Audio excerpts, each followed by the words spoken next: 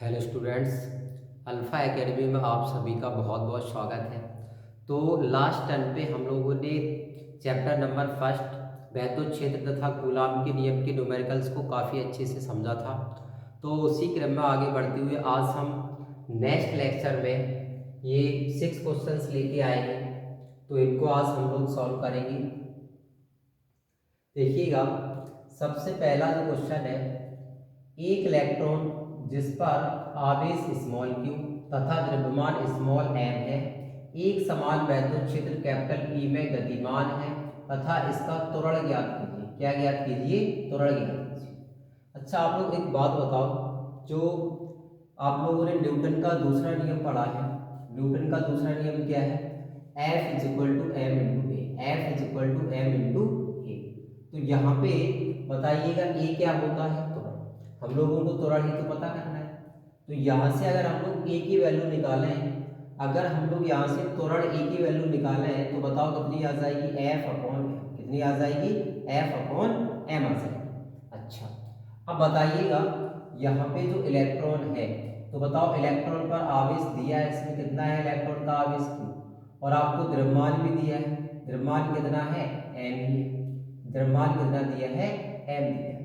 ठीक है, चलो अब ये बताइए, और वैद्युत क्षेत्र ई है। वैद्युत क्षेत्र कितना दिया है? ई दिया है। चलो अब एक बात बताओ, अगर ये इलेक्ट्रॉन वैद्युत क्षेत्र में है तो इस पर एक वैद्युत बल कार्य करेगा। कौन सा बल? वैद्युत बल। और हम लोग जानते हैं वैद्युत बल F इज इक्वल टू क्या होता है? E into Q. क्या होता है? F is equal to E into Q होता है। बट यहाँ आवेश किसका लेंगे? इलेक्ट्रॉन का लेंगे। बस F की वैल्यू यहाँ पे रख देंगे। तो A इज इक्वल टू, बताओ F की जगह पे क्या आ जाएगा? ई इंटू क्यू। ई इंटू क्यू अपॉन में। अच्छा, अब क्यू ए यानी कि इलेक्ट्रॉन का जो द्रव्यमान है, सॉरी इलेक्ट्रॉन का जो चार्ज है वो तो ई है। तो बताइएगा A is equal to capital E small E और अपॉन में कितना हो गया? स्मॉल है। तो ये बहुत ही छोटा सा सवाल था, काफी अच्छा सवाल है। ए इज इक्वल टू हम लोगों ने कैपिटल ई स्मॉल ई और अपॉन में कितना निकाल लिया है? स्मॉल एम निकाल लिया है। ठीक है, आप इसको नोट कर लीजिएगा।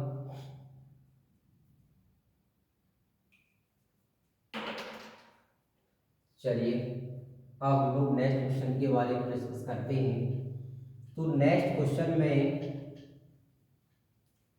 देखिएगा, 2 माइक्रो कूलाम के दो बराबर परंतु विपरीत प्रकार के आवेश 2 मिलीमीटर की दूरी पर रखे हैं। द्विध्रुव का द्विध्रुव आघूर्ण ज्ञात कीजिए। तो ये तो सीधा सीधा फॉर्मूला बेस्ड ही क्वेश्चन है। बताइएगा 10 माइक्रो कूलाम के दो बराबर परंतु विपरीत प्रकार के आवेश।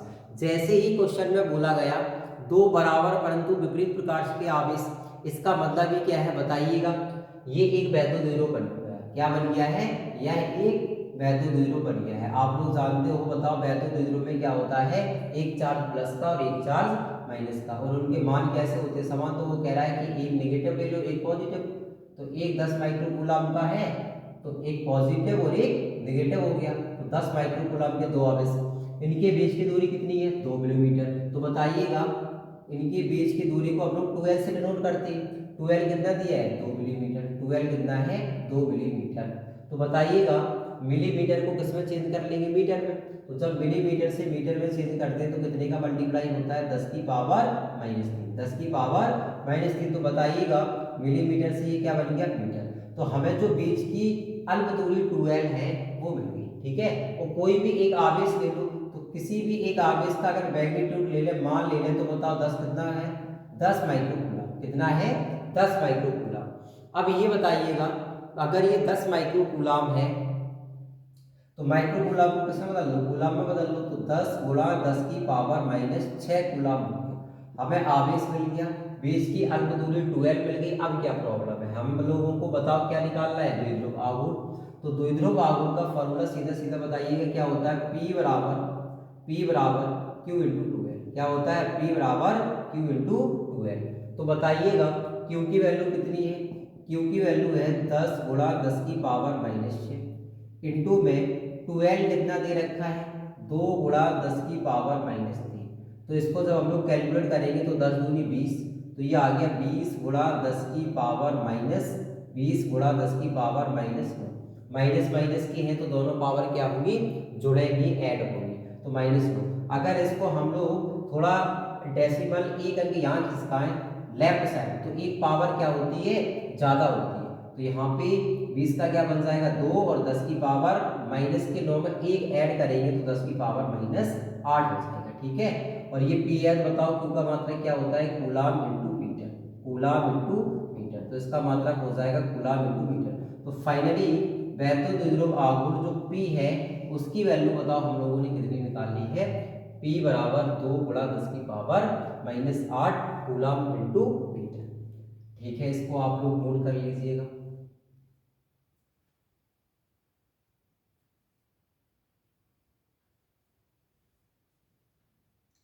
नेक्स्ट क्वेश्चन की तरफ बढ़ते हैं। तो अपना जो 3rd नंबर का क्वेश्चन है, 3rd नंबर वाले क्वेश्चन में बताओ हमें क्या दे रखा है। 3rd वाले क्वेश्चन में आपसे ये कहा है उस वैद्युत क्षेत्र की तीव्रता ज्ञात कीजिए जो 0.001 मिलीग्राम द्रव्यमान की एक तेल की बूंद जिस पर 3 इलेक्ट्रॉनिक आवेश है को संतुलित कर सके। मतलब ये है कि आपको उस वैद्युत क्षेत्र की तीव्रता को ज्ञात करना है जो एक तेल की बूंद है उसको संतुलित कर सके। क्या कर सके, संतुलित। आप ऐसे सोचो, जैसे मान लो ये अभी तेल की बूंद है और ये फ्री है, तो अगर ये तेल की बूंद फ्री है तो ग्रेविटी के कारण ये नीचे गिर सकती है, ग्रेविटी के कारण ये कहाँ जाना चाहेगी, नीचे। बट अगर ये वैद्युत क्षेत्र में है तो इसको कौन संतुलित करके रखा, कौन गिरने से बचाएगा, वैद्युत बल। कौन गिरने से बचाएगा, वैद्युत बल बचाएगा। ठीक है, चलो तो नीचे बताइएगा कौन सा बल लगता है, mg। कौन सा बल लगेगा, mg। और अगर वैद्युत क्षेत्र इसको संतुलित करेगा तो बताओ ऊपर कौन सा बल लगेगा, वैद्युत बल। और वैद्युत बल बताइएगा क्या होता है, F बराबर E इंटू क्यू, F बराबर E इंटू क्यू। तो अगर ये तेल की बूंद है, अगर ये तेल की बूंद है, इसको संतुलित करना है तो बताइएगा नीचे तो mg लगने ही लगना है, तो बताइएगा इसको संतुलित करने के लिए ऊपर के डायरेक्शन में बताओ क्या लगेगा, वैद्युत बल लगेगा। और अगर संतुलित है तो संतुलन की अवस्था में जो दोनों बल होंगे वो कैसे होंगे, बराबर। तो हम लोग क्या करवा देंगे बताइएगा, जो वैद्युत बल है और जो गुरुत्वीय बल है वो आपस में कैसे करा देंगे, बराबर। तो बताओ वैद्युत बल क्या है, E into Q is equal to किसके बराबर, mg के बराबर। किसके बराबर, mg के बराबर। बस अब हम लोगों को निकालना है क्या है, वैद्युत क्षेत्र की तीव्रता। तो बताइएगा वैद्युत क्षेत्र की तीव्रता E अलग कर लो और बाकी Q को उधर भेज दो। तो जब Q राइट साइड आएगा मल्टीप्लाई में तो ये किस में पहुंच जाएगा, भाग में पहुंच जाएगा। तो E बराबर mg और अपॉन में बताओ क्या आ जाएगा, Q। E बराबर mg अपॉन में क्या आ जाएगा, Q। अब हम लोगों को 3 चीजों की आवश्यकता है, एक द्रव्यमान की, एक G की और एक Q मतलब आवेश की। तो द्रव्यमान तो देखो हमें दे रखा है, द्रव्यमान कितना दिया है 0.001 मिलीग्राम। तो द्रव्यमान m की वैल्यू जो हमें दी है वो है 0.001 मिलीग्राम। अच्छा, लेकिन एक बात बताओ, हम लोग सारी यूनिट किस में लेते हैं, एसआई सिस्टम में। सारी यूनिट किस में लेते हैं, एसआई सिस्टम में। तो बताइएगा एसआई सिस्टम में ये वाली जो वैल्यू को हम लोग द्रव्यमान को अगर किलोग्राम में बदलेंगे तो मिलीग्राम से जब किलोग्राम में बदलते हैं तो बताओ कितने का मल्टीप्लाई होता है, 10 की पावर -6। कितने का मल्टीप्लाई करेंगे, 10 की पावर -6 का मल्टीप्लाई करेंगे तो बताइएगा कि मिलीग्राम से क्या बन जाएगा, किलोग्राम। भाई ऐसे सोचो, ये है मिलीग्राम, मिलीग्राम से पहले जाएंगे ग्राम में, फिर ग्राम से किस में जाएंगे, किलोग्राम में। आप सबसे छोटा है मिलीग्राम, मिलीग्राम से फिर ग्राम, ग्राम से भी बड़ा क्या है, किलोग्राम। तो अगर हम लोग ऐसे चलते हैं, अगर हम लोग यहाँ देखें तो अगर हम किलोग्राम से ग्राम में आते हैं तो 10 की पावर +3 का मल्टीप्लाई, और अगर ग्राम से मिलीग्राम में आते हैं तब भी 10 की पावर +3 का मल्टीप्लाई। लेकिन अगर उल्टा चलेंगे तो मिलीग्राम से जब ग्राम में बदलेंगे तो 10 की पावर -3 का मल्टीप्लाई, और ग्राम से किलोग्राम में जाएंगे तब भी 10 की पावर -3 का मल्टीप्लाई। तो फाइनली आप लोग बताओ हमें मिलीग्राम से कहाँ जाना था, किलोग्राम में। मिलीग्राम से किलोग्राम में जाना था तो 10 की पावर -3 ये और -3 ये। तो बताओ हमने कितने का मल्टीप्लाई कर दिया, 10 की पावर -6। अब हम लोगों को बताइएगा 3 इलेक्ट्रॉनों का आवेश। तो जो आवेश है वो कितने इलेक्ट्रॉन के बराबर है, 3 इलेक्ट्रॉन के बराबर। आवेश किसके बराबर है, 3 इलेक्ट्रॉन के बराबर। तो बताओ आवेश Q की वैल्यू कितनी है, 3 इलेक्ट्रॉन के बराबर। और इलेक्ट्रॉन का जो आवेश होता है वो तो सब लोग जानते हो। ठीक है, चलो इलेक्ट्रॉन का आवेश कितना होता है, 1.6 गुणा 10 की पावर -19। तो ये जो मान है वो फाइनली Q की वैल्यू आ गई। ठीक है, इतने कूलम। अब आप ये बताइएगा Q मिल गया है, M मिल गया है और G अगर हम लोगों को क्वेश्चन में नहीं दिया है तो G को हम लोग कितना कंसीडर करेंगे, 10। कितना कंसीडर करेंगे, 10। और अगर दिया होता 9.8 तब 9.8 रख लेते। चलो, तो G की वैल्यू हम लोगों ने कितनी रख दी, 10 मीटर पर सेकंड स्क्वायर। चलो, सारी वैल्यूज को जब हम लोग रखेंगे तो E इज इक्वल टू, पहले M की वैल्यू बताओ, M की वैल्यू कितनी है, M की वैल्यू है 0.001 इंटू 10 की पावर -6 इंटू में G की वैल्यू कितनी है 10, और आवेश Q जस्ट अभी हम लोगों ने बताओ कितना निकाला है, 3 गुणा 1.6 गुणा 10 की पावर -19। ठीक है, चलो, तो इसको हम लोग कैलकुलेट करेंगे। जब इसको कैलकुलेट करेंगे तो बताइएगा, ऊपर अगर हम लोग यहाँ 10 का गुणा कर लेते हैं, तब 10 का गुणा करेंगे, चाहे ऐसा कर लो, अभी हम लोग यहाँ काट लेते हैं 2 से कट करेंगे तो ये कितनी बार कटेगा, 0.8 बार, और जब ये 2 से कट होगा तो कितनी बार, 5 बार। अब ऊपर गुणा करवा दो, 5 का गुणा 0.001 में होगा तो कितना आएगा, 0.005 आएगा। ठीक है, और अपॉन में बताओ ये नीचे कितना बचा, 8 का गुणा 3 में करवा देंगे तो 8 दिया 24 हो गए, लेकिन दशमलव कितने अंक बाद, 1 अंक बाद लगेगा। ठीक है, चलो, इसके बाद पावर को देख लो जरा, यहाँ पे पावर कितनी है, -6, यहाँ पे पावर कितनी है, -6, और यहाँ पे ये वाली पावर कितनी है, यहाँ पे ये वाली पावर है -19। तो जब हम लोग यहाँ -19 पावर रखेंगे तो ये कहाँ जाएगी, ऊपर जाएगी। कहाँ जाएगी, ये पावर कहाँ जाएगी, ऊपर जाएगी। तो बताइएगा, ये 19 पावर जब ऊपर पहुंचेगी तो ये पावर आपने पास कितनी है, -6 और 19 और पहुंच गई। जब प्लस की 19 पहुंचेगी तो प्लस की 19 में से -6 पावर कम होगी, बताओ कितनी बची, तो ये पावर बचेगी 13। कितनी पावर बचेगी, 13 पावर बचेगी। तो ये बचेगी 10 की पावर +13। कितनी बचेगी, +13। अब आप इसका भाग और करवा लीजिएगा, तो ये बताइएगा नीचे कितने जीरो आएंगे, 3, ऊपर कितने जीरो आएगी, 1। तो 1 जीरो तो कट ही जाएगी, फाइनली नीचे कितने जीरो बचेंगे, 2। तो ये अपने पास बन जाएगा 5/24। कितना बन जाएगा, 5/24 बन जाएगा। इंटू में 10 की पावर कितने चल रहे हैं, 13। 10 की पावर कितने चल रहे हैं, 13। अब यहाँ से अगर हम लोग E की वैल्यू फाइंड आउट करेंगे तो बताइएगा, E की वैल्यू जो आएगी, हम लोगों को 2400 का भाग किस में देना है, 5 में। तो जब 2400 का भाग हम लोग 5 में देंगे तो बताइएगा, ये रहा 2400 का भाग 5 में देना है, भाग जाएगा, नहीं जाएगा, दशमलव लगाओ, 1 जीरो बढ़ा लो, फिर भी नहीं जाएगा, 1 जीरो यहाँ बढ़ाओ, 1 जीरो और बढ़ाओ, फिर भी नहीं जाएगा, 1 जीरो यहाँ बढ़ाओ, 1 जीरो यहाँ बढ़ाओ, अब चला जाएगा। ठीक है, तो 2400 दूनी बताओ कितने हो गए, 4800। तो ये हो गए 4800, बोलो कितने बचे, 200। कितने बचे, 200।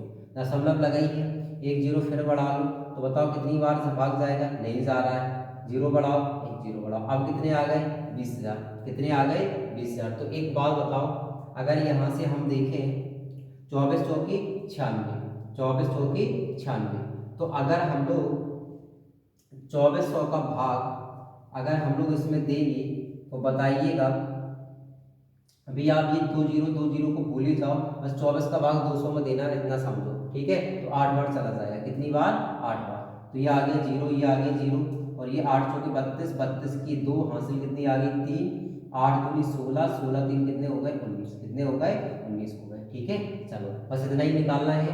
तो 0.00208, 0.00208, तो ये आ गया 0.00208। ठीक है, इंटू 10 की पावर कितने हो गए, 13। ठीक है, हम लोग दशमलव को 1 2 3 अंक बाद जब खिसकाएंगे तो ये आएगा 2.08। हमने दशमलव कहाँ खिसकाया है, राइट साइड। कहाँ खिसकाया है, राइट साइड खिसकाया है। तो तब ये दशमलव हम जब राइट साइड खिसकाएंगे तो बताइएगा पावर कितनी कम होगी, 3। तो जब 3 पावर कम होगी तो बताओ पावर कितनी बचेगी, 10। 10 की पावर 10। तो जो बैतूल क्षेत्र की तीव्रता आ गई वो कितनी आ गई, बताइएगा 2.08 गुणा 10 की पावर -10। कितनी आ गई, 2.08 गुणा 10 की पावर -10।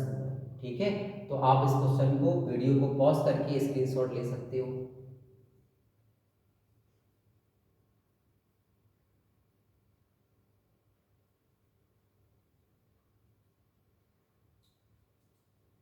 चलिए नेक्स्ट क्वेश्चन की तरफ बढ़ते हैं हम लोग।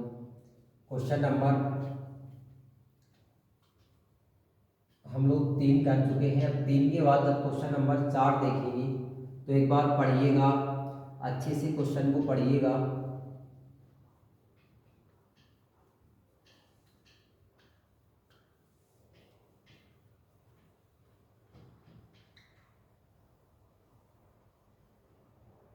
चलिए, तो क्वेश्चन नंबर 4 को जब हम लोग पढ़ेंगे तो देखिएगा, दो बिंदु आवेश 5 गुणा 10 की पावर -19 कूलम तथा 10 गुणा 10 की पावर -19 कूलम 1 मीटर की दूरी पर स्थित है। कितनी दूरी पर? 1 मीटर।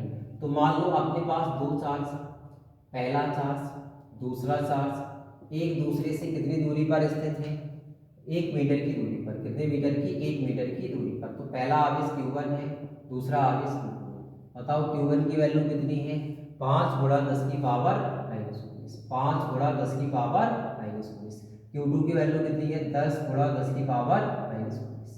अब क्वेश्चन में देखिएगा, अब क्वेश्चन में अगर हम लोग देखें तो क्वेश्चन ये कहता है कि इन दोनों आवेशों को जोड़ने वाली रेखा के किस बिंदु पर परिणामी वैद्युत क्षेत्र की तीव्रता शून्य है। इसका मतलब ये है कि इन दोनों आवेशों को मिलाने वाली रेखा की किसी बिंदु पर कहीं पे इसी रेखा पर तो वैद्युत क्षेत्र की परिणामी तीव्रता आएगी वो 0 आएगी।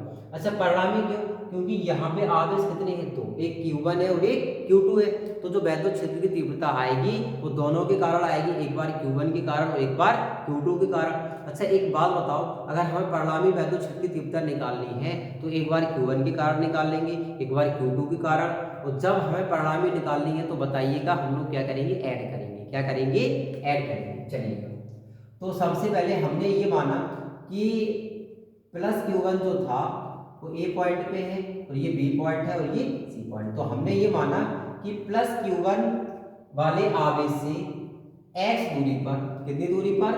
x दूरी पर परिणामी वैद्युत क्षेत्र की तीव्रता शून्य है। हमने ये मान लिया x दूरी पर जो बिंदु C है यहाँ पे परिणामी वैद्युत क्षेत्र की तीव्रता कितनी है? शून्य। तो परिणामी वैद्युत क्षेत्र की तीव्रता हम लोग निकालेंगे। अब परिणामी वैद्युत क्षेत्र की तीव्रता आएगी कैसे? पहले Q1 के कारण और फिर Q2 के कारण। जब कभी भी हम वैद्युत क्षेत्र की तीव्रता एक से ज्यादा बार निकालते हैं तो डायरेक्शन बनाना होता है। क्या करना होता है? डायरेक्शन, क्योंकि वो डिपेंड करता है कि जब परिणामी वैद्युत क्षेत्र की तीव्रता निकालेंगे तो वो जुड़ेंगी कि घटेंगी, तो वो डिपेंड करता है डायरेक्शन पे। तो बताइएगा, हम लोग सबसे पहला काम क्या होता है? जब भी वैद्युत क्षेत्र की तीव्रता निकालनी है हम लोग डायरेक्शन निकालेंगे। क्या निकालेंगे? डायरेक्शन। तो यहाँ पे हम मार्कर रखेंगे। अब बताइएगा, अगर हम A वाले के कारण निकालें, A वाले पे जो आवेश है उसके कारण, तो इसको क्या लिखेंगे? इसकी वैद्युत क्षेत्र की तीव्रता E है, बट जो A की डायरेक्शन हो गई प्लस चार्ज से दूर, प्लस चार्ज से दूर। तो ये डायरेक्शन बताओ किसकी हो गई? ये डायरेक्शन हो गई A की। किसकी डायरेक्शन हो गई? ये डायरेक्शन हो गई A की। इसी प्रकार अगर हम EB की डायरेक्शन बनाए तो वो भी पॉजिटिव चार्ज है, पॉजिटिव से दूर बनेगी। तो EB की डायरेक्शन भी इधर बन गई, तो EB की बन गई लेफ्ट साइड और A की बन गई राइट साइड। अब हमें एक बात बताओ, अब हम लोग EA निकाल लेंगे, EB निकाल लेंगे और दोनों को जोड़कर 0 के बराबर करवाएंगे, क्योंकि जो परिणामी वैद्युत क्षेत्र की तीव्रता है वो कितनी होनी है? 0। चलिएगा, तो अगर हम लोग यहाँ से EA निकालने की कोशिश करेंगे तो वही फॉर्मूला लगेगा, बिंदु आवेश के कारण, बिंदु आवेश के कारण किसी बिंदु पर वैद्युत क्षेत्र की तीव्रता। तो बताइएगा वो फॉर्मूला क्या होता है? 1/4 pi epsilon not, 1/4 pi epsilon not Q बटे R स्क्वायर, Q बटे R स्क्वायर। तो पहले वाले का आवेश को हमने Q1 माना है, Q1 रख दो बटे R स्क्वायर। अच्छा, अब एक बात बताओ, R मतलब दूरी जो हम लेंगे तो वो दूरी A से C तक की तो लेंगे, क्योंकि हमें C पॉइंट पे ही तो निकालना है वैद्युत क्षेत्र की तीव्रता। तो ये वाली दूरी बताओ कितनी है? x। तो यहाँ बताओ x का क्या हो जाएगा? स्क्वायर। x का क्या हो जाएगा? स्क्वायर। तो अब आप ये बताइएगा, ये हमने निकाली है इक्वेशन नंबर फर्स्ट। इसी प्रकार हम लोग निकाल लेंगे EB, इसी प्रकार हम लोग क्या निकाल लेंगे? EB। अब फिर से बताओ, अगर EB निकालेंगे, B के कारण जो वैद्युत क्षेत्र की तीव्रता आएगी तो दूरी भी तो यही रखेंगे, B से लेकर के C तक की दूरी। एक बात बताओ, ये 1/4 पाई एप्सिलॉन नॉट Q2, दूसरे वाले पर आवेश कितना है? Q2 के कारण। अब जब बिंदु C पर वैद्युत क्षेत्र की तीव्रता निकालेंगे तो यहाँ से यहाँ तक की दूरी लेंगे। बताइएगा टोटल डिस्टेंस कितनी है? 1 मीटर। टोटल डिस्टेंस कितनी है? 1 मीटर।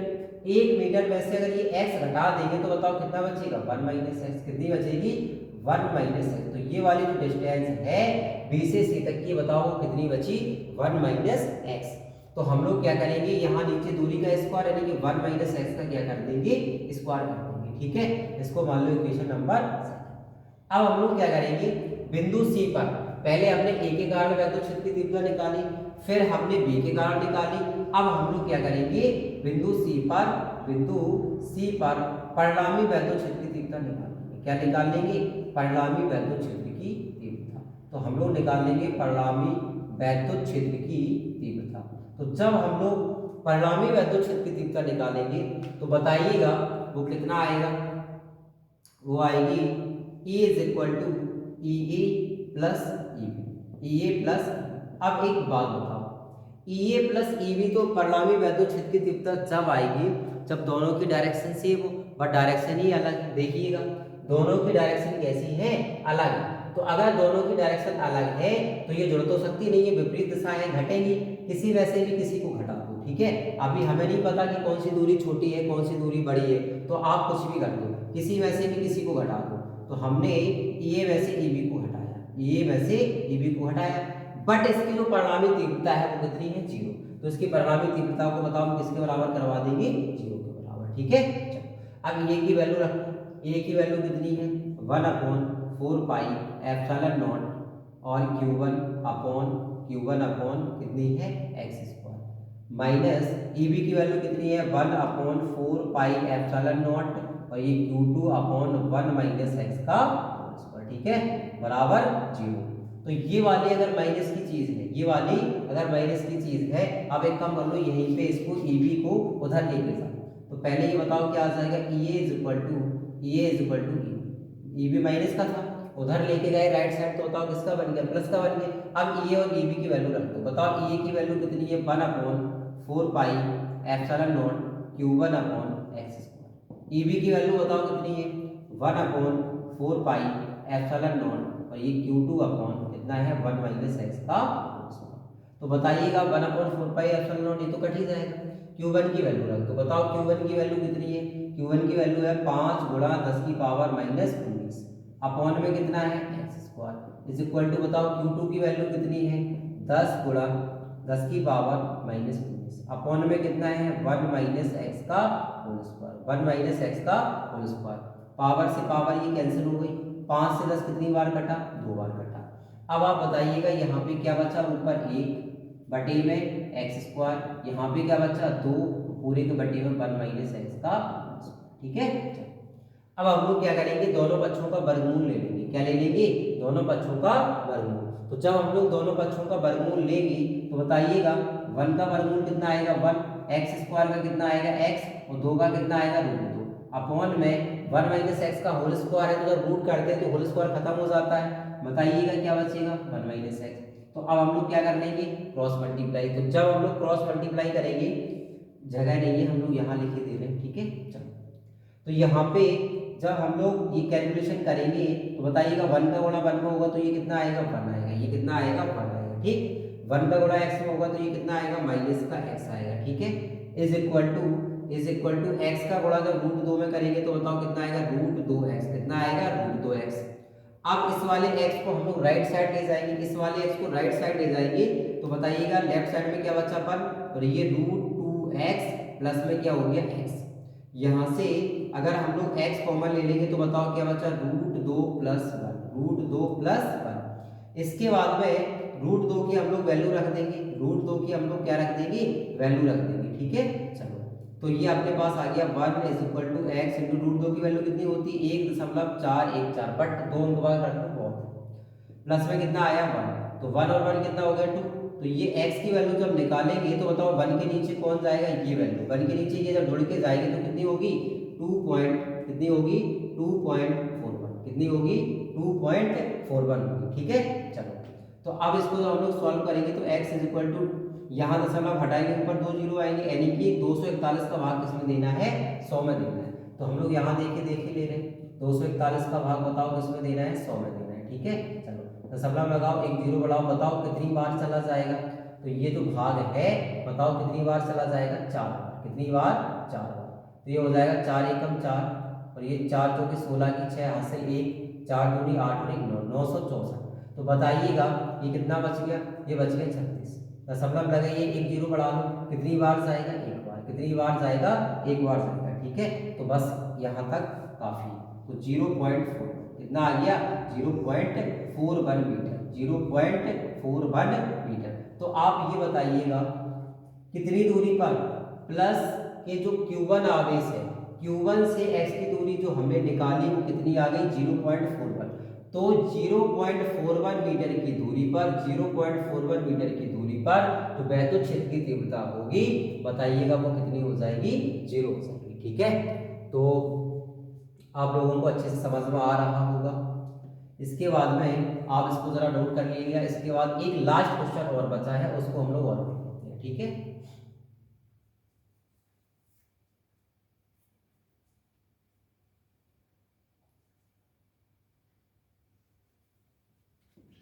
चलो एक लास्ट क्वेश्चन और डिस्कस कर लेते हैं हम लोग।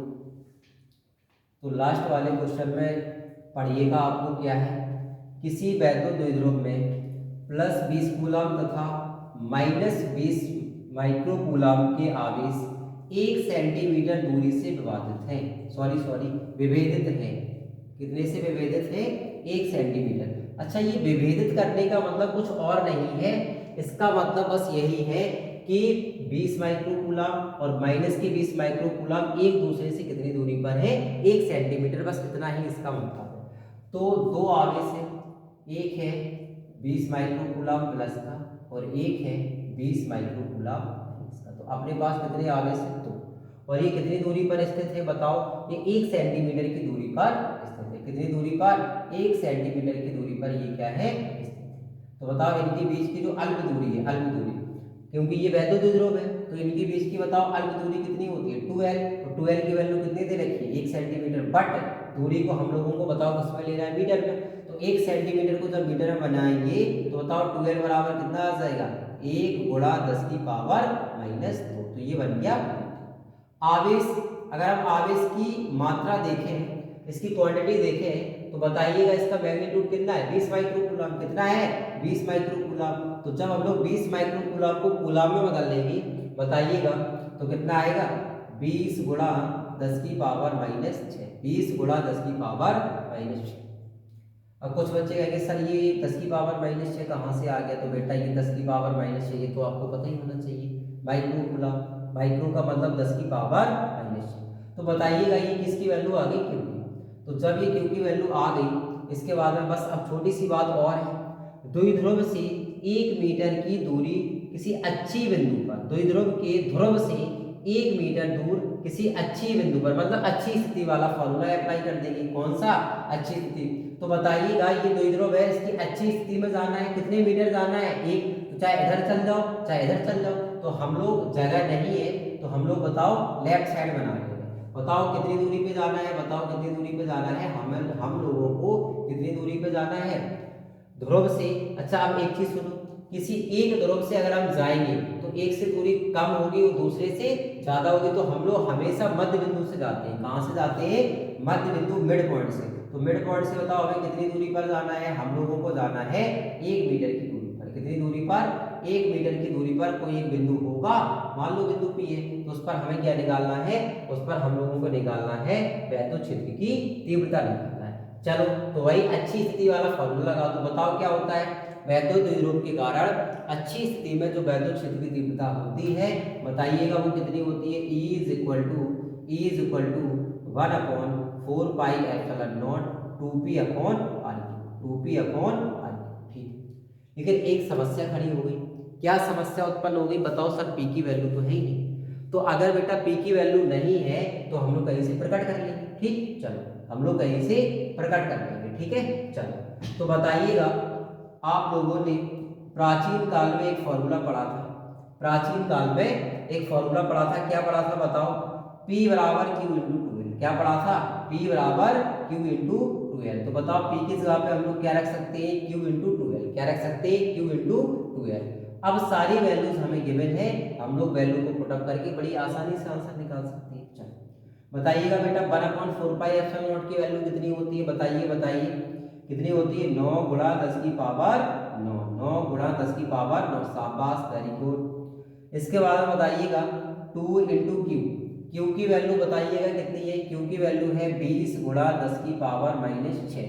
और जो अल्प दूरी 2l है वो अपने पास कितनी है 10 की पावर -2 कितनी है 10 की पावर -2 अपॉन में कितना है आर क्यूब कहाँ है तो ये रही बेटा आर की वैल्यू 1 मिनट ये रही 1 मीटर कितनी है 1 मीटर तो बताओ एक का क्या कर देंगे क्यूब अब एक का क्यूब तो एक ही होता है एक का क्यूब तो एक ही होता है। अब बताइएगा ये कितना आ गया 9 दूनी 18 और 18 दूनी 36 तो ये आ गया 360 कितना आ गया 360 आ गया ठीक है। पावर और देख लो जरा पावर कितनी है तो पावर देखो ये कितनी हो गई अपने पास 6 और 2 कितनी हो गई 8 6 और 2 कितनी हो गई 8 और 10 की पावर 9 में से 8 जाएंगे तो 10 की पावर 1 बचेगी।